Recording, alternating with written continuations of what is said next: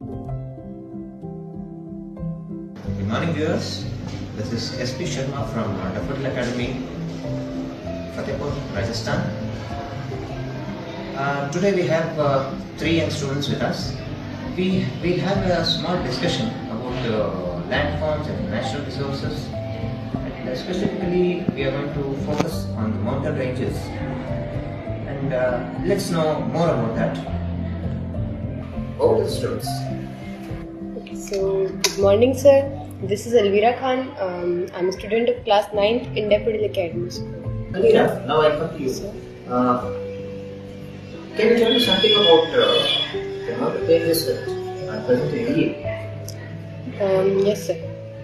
So first of all, what are mountains?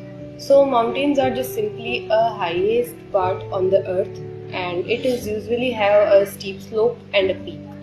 Mountains बहुत ही ज़्यादा ऊंचे एक हमारी अर्थ पे पार्ट होता है other than other things and it has a steep slope I tell you.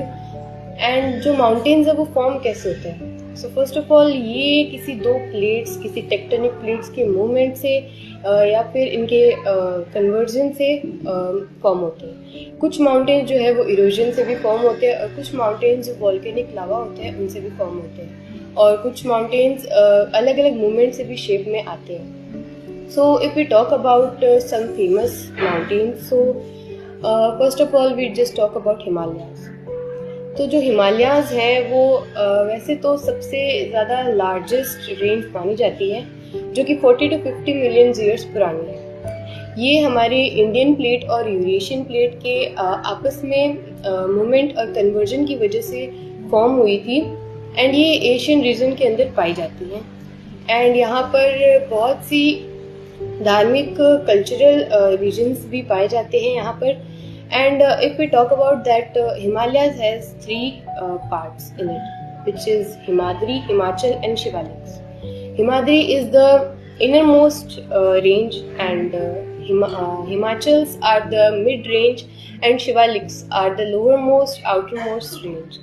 So if we talk about then there are many hills like Alps in Europe.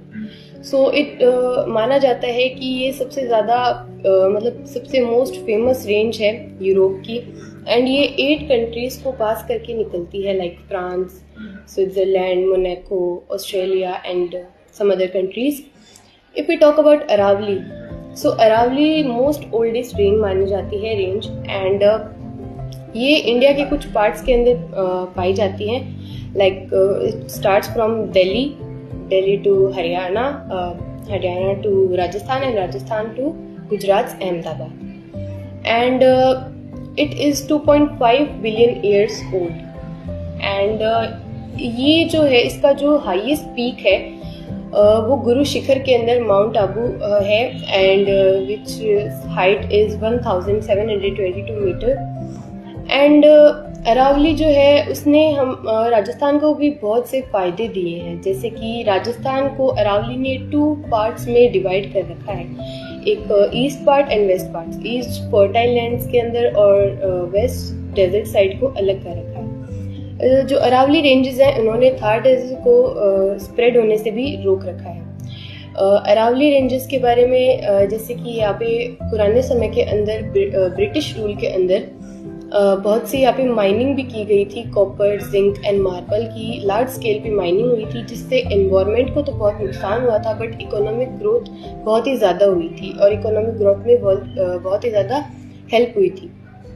तो as a result कि अरावली ने हमें बहुत ही ज़्यादा फ़ायदे दिए हैं एंड ये थार डेजर्ट को स्प्रेड होने से रोकती है, पॉल्यूशन कम करती है एंड यहाँ पर हमारे शेखावाटी रीजन के अंदर ये कुछ क्षेत्रों के अंदर इसकी एग्जिस्टेंस है कुछ प्लेसेस के अंदर जैसे कि नीम का थाना, उदयपुर वाटी, दातारामगढ़ एंड चूरू के कुछ प्लेसेस के अंदर भी इसकी एग्जिस्टेंस है. ये 120 to 150 मीटर इसकी एग्जिस्टेंस पाई गई है लेंथ के अंदर. And how these were formed, Aravalli form कैसे हुई थी?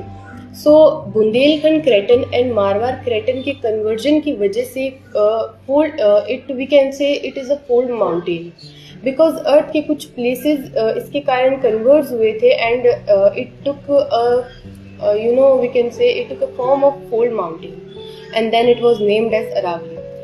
What is the mean of its name? So the mean of the name Aravali is a line of peaks, चोटियों की रेखा. So ये शेखावाटी के अंदर भी कुछ रीजन्स तक आती है, लाइक चूरू के कुछ क्षेत्रों में भी आती है, and that's it which I know about.